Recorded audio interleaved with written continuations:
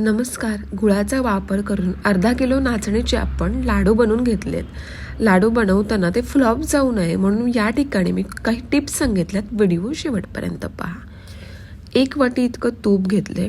त्यातलं 5 ते 6 चमचे तुम्ही तूप सुरुवातीला पॅनमध्ये काढून घ्या. तूप बघा माझं पातळ आहे. जर घट्ट असेल तर 3 ते 4 चमचे टाकलेत तरीही चालेल. आता हे तूप गरम झालं, हलकंसं गरम झाल्यानंतरला मी यामध्ये डिंक टाकले. 4 चमचे इतकं डिंक घालायचं आहे. जो छोटा चमचा असतो पोहे खायचा त्या चमच्याने मी 4 चमचे इतकं डिंक घेतलं. गरम झालेल्या तुपामध्ये घातलं आणि तो व्यवस्थित फुलू लागला आहे पहा. तुमचं तूप जर गरम झालेलं नसेल तर डिंक लगेच फुलत नाही. त्यामुळे पहिलं गरम करून घ्या तूप आणि त्यानंतर डिंक घाला. मंद आचेवरती हा डिंक मी फुलून घेतला आहे पहा. फ्लेम मोठी करू नका, मंद आचेवरती डिंक फुलून द्या. फुललेला डिंक मी एका वाटीमध्ये बाजूला काढून घेतलेला आहे. आता त्याच तुपामध्ये आपण नाचणीचं पीठ टाकून हे पीठ आपण व्यवस्थित भाजून घेतोय. मंद आचेवरती 5 मिनिटं तरी हे पीठ जे आहे ते मी तुपामध्ये व्यवस्थित भाजून घेते. नाचणीचं पीठ जर व्यवस्थित भाजलं नाही गेलं तर त्याची चव जी आहे ती खूप विचित्र लागते. लाडू व्यवस्थित लागत नाहीत चवीला. त्यामुळे हे पीठ थोडं जास्त भाजण्याची गरज असते. तुपामध्ये टाकल्यानंतर याच्या काही गाठी गुठळ्या होतात तर ते थोडंसं असं प्रेशर लावून त्या पहिला फोडून घ्या. मंद आचेवरती आपण 5 मिनिटं हे पीठ तुपामध्ये परतवून घेतलं. आता राहिलेलं तूप आपण घालतोय. 1 वाटीमधलं थोडंसं 2 ते 3 चमचे तूप ठेवायचं आणि बाकी सर्व तूप घालायचं. म्हणजे 2 टप्प्यामधले तूप घालून आपण हे पीठ भाजून घेणार आहोत. आता 10 मिनिटं परत आपण मंद आचेवरती हे पीठ भाजून घेतोय. 10 मिनिटानंतर पहा, जसं जसं तुम्ही हे पीठ भाजत जाता तुपामध्ये तसा याचा रंग जो आहे तो चेंज व्हायला लागतो. हा रंग आलेला आहे म्हणजे समजायचं आपलं पीठ हे व्यवस्थित भाजून निघालेलं आहे. फ्लेम आता मी बंद केली आहे. आपलं पीठ व्यवस्थित भाजलेलं आहे. पीठ गरम असल्यामुळे ताटामध्ये हे पीठ मी काढून घेते आहे आणि ते हलकंसं पसरवून घेते ज्याच्यामुळे ते हलकंसं थंड होईल. सुरुवातीला आपण जे डिंक तळून घेतलं होतं ते आता आपण मिक्सरला लावून याचा बारीक चुरा करून घेतलेला आहे पहा.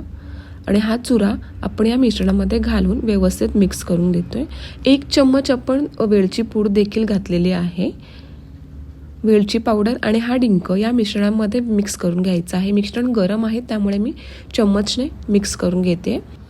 आता त्याच पॅनमध्ये 2 ते 3 चमचे मी तूप घातले. जे मी तुम्हाला सांगितलं होतं वाटीमध्ये 2 ते 3 चमचे तूप ठेवा आणि बाकीचं मिश्रण जे नाचणीचं पीठ आहे ते भाजण्यासाठी वापरा. तेच 2 ते 3 चमचे तूप घातलं आणि यामध्ये आपण बारीक चिरलेला गूळ घातले. या ठिकाणी मी काळं गूळ वापरते जे मी एकदम बारीक चिरून घेतले म्हणजे ते पटकन वितळलं जातं. सर्वात महत्त्वाची गोष्ट आणि लाडूचा बेस जो आहे तो तुमचा हा गुळाचा पाक असतो. गुळाचा पाक जर तुमचा चुकला तर तुमचा लाडू देखील हे फ्लॉप जातात. तर या ठिकाणी आपण गुळाचा पाक बनवून घेत नाही कारण आपण या रेसिपीमध्ये पाण्याचा वापर अजिबात करणार नाही आहोत.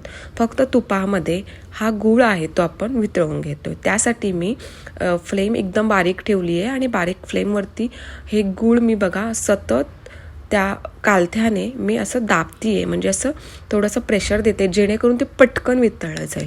आधीच हे गूळ सॉफ्ट होतं आणि ते मी बारीक चिरून घेतलं होतं त्याच्यामुळे हे वितळायला मला जास्त टाईम लागला नाही.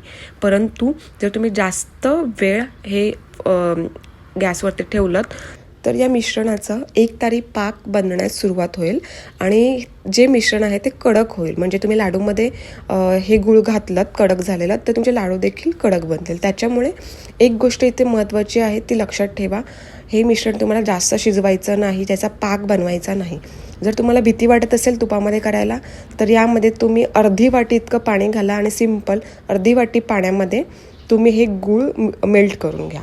दुसरी महत्त्वाची गोष्ट, तुपामध्ये गूळ वितळून घेताना जर हे कडक झालं तर काय करायचं तर काहीच करायचं नाही. तुम्ही यामध्ये पाणी घाला. अर्धी वाटी तुम्ही जर पाणी घातलं ना छोट्यातले अर्धी वाटी आणि परत एकदा ते मिश्रण आहे ते मिक्स करून घ्यायचं. म्हणजे तुमचा पाक जो आहे गुळाचा तो असा हलकासा लूज होईल ज्याच्यामुळे तुमचे लाडू हे व्यवस्थित बनले जाते. जर तुम्हाला तुपामध्ये गूळ मिक्स करायला भीती वाटत असेल तर तुम्ही पाण्यामध्ये गूळ वितळवून घेतलं तरीही चालेल. आता वितळलेले जे गूळ आहेत ते आपण या मिश्रणामध्ये घातलेलं आहे आणि व्यवस्थित मिक्स करून देतो आहे. मी लगेचच गरम गरम असतानाच घातलं, कारण गरम असताना घातलं तर व्यवस्थित ते मिक्स होतं. आणि पहिल्यांदा गरम असल्यामुळे स्पॅच्युलाने मिक्स करून घेतलं आणि हलकंसं कोमट झालं म्हणजे हाताला माझ्या सहन होते. त्यानंतरला मी हे जे मिश्रण आहे ते हातानेच व्यवस्थित मिक्स करून घेते.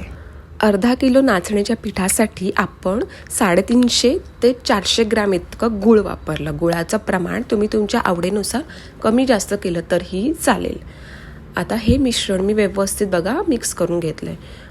हे मिश्रण गरम असतानाच तुम्हाला याचे लाडू बांधून घ्यायचे आहेत, कारण हे मिश्रण आहे ना तर पटकन असं ना थंड व्हायला सुरुवात होते, हळूहळू लगेचच थंड पडलं जातं आणि जसं जसं थंड होतं तसं तसं लाडू याचे बांधायला थोडंसं अवघड जातं. गरम असताना याचे लाडू व्यवस्थित बांधले जातात आणि पटकन देखील होतात. तर याचे आपण लाडू बनवून घेऊयात. आता बऱ्याच वेळेला काय होतं, हे मिश्रण आहे तर कडक होतं. कडक काय होतं, जर तुमचा गुळाचा पाक बिघडला तरच मिश्रण हे कडक होतं. जर तुमचं मिश्रण कडक झालं तर हे मिश्रण आहे ते मिक्सरला लावायचं. मिक्सरला लावल्याने काय होतं, जे कडक मिश्रण आहे ते परत एकदा सुट्टं होतं आणि अशा वेळेस तुम्ही त्याचे लाडू परत एकदा बांधू शकता. एवढं सर्व करून देखील लाडू बांधलेच जात नसतील तर त्यासाठी 2 टिप्स.